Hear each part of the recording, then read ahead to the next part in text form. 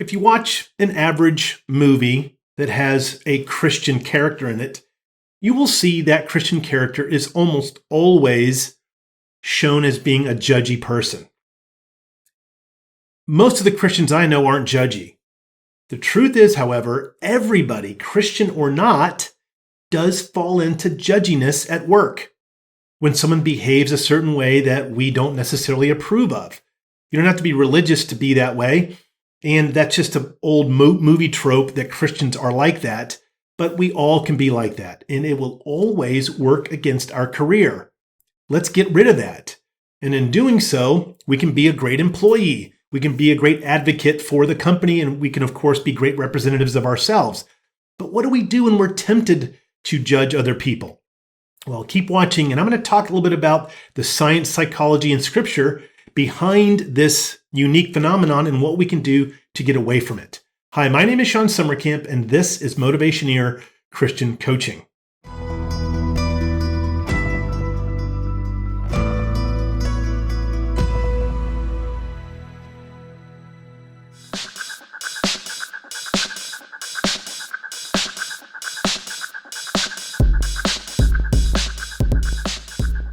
Setting aside the movie trope about Christians always being judgy, the idea that everybody judges everybody is a psychological phenomenon known as the fundamental attribution error.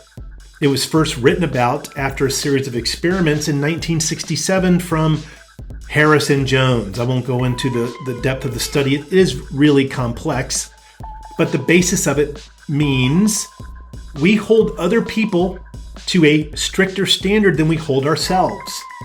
We see them behave a certain way that we don't like. We attribute that to a flaw in their character. If we do that same behavior, we let ourselves off the hook because we understand why we botched it there.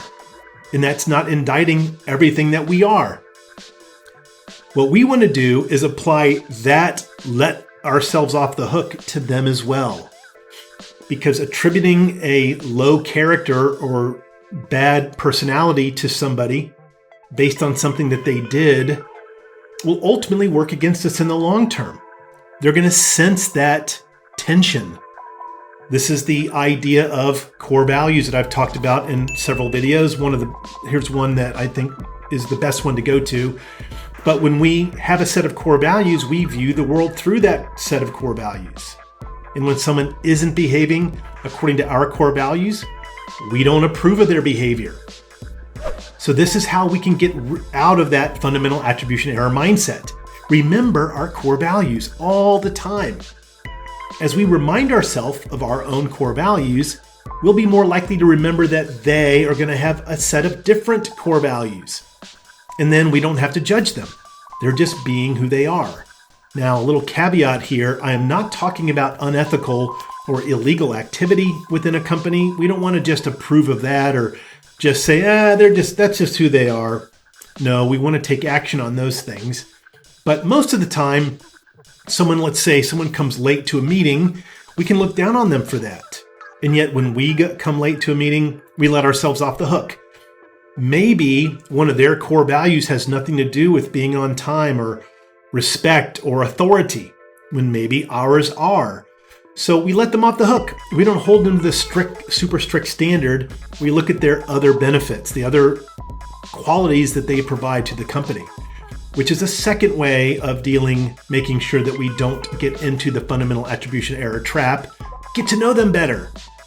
If they're your employees, we don't want to go to them and say, hey, why are you always late to meetings? That's not going to build them up. That's not going to help create a great relationship between you two. But get to know what their strengths are, what their beliefs are.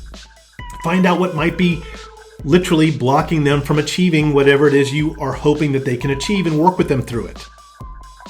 A third way is another video I did called There Are 5 Ways to Look at Everything.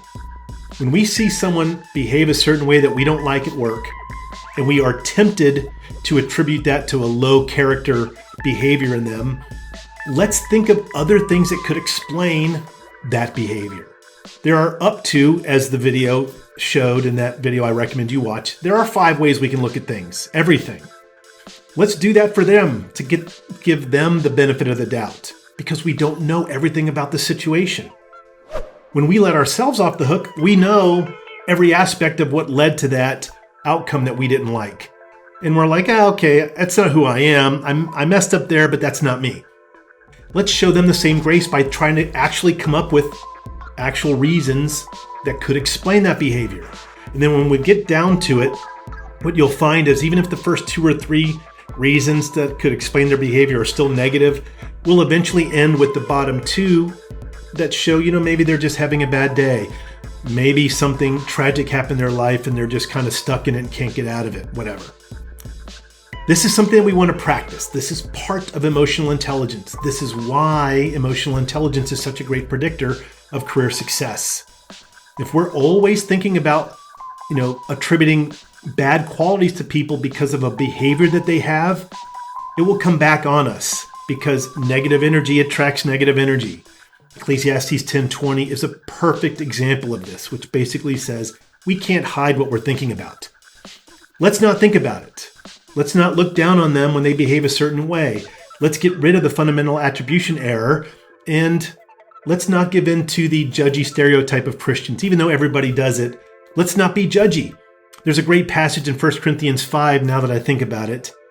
1 Corinthians 5:11, 11, 12, and 13, I think, where Paul basically says, I've told you not to associate with people who are Christians that are drunks and greedy and swindlers. But for those outside the church that are like that, I'm not saying to not associate with them. Don't judge them. Let God take care of them. We work on each other in the church. Let God deal with those outside the church. What a great example. Let's not be judgy. Let's let it go. Let's be gracious. Let's give them the benefit of the doubt like we always do ourselves. And that's going to help us really have an impactful career on others and accelerate the growth in our own career for ourselves. Thanks for watching. Please like and subscribe for 2 new videos each week. Tell me in the comments below about your career situation and I'll make a video for you with a shout out. You can also become a member at Motivationeer.com. Your career is not just a way to make a living, it's a way to transform the world.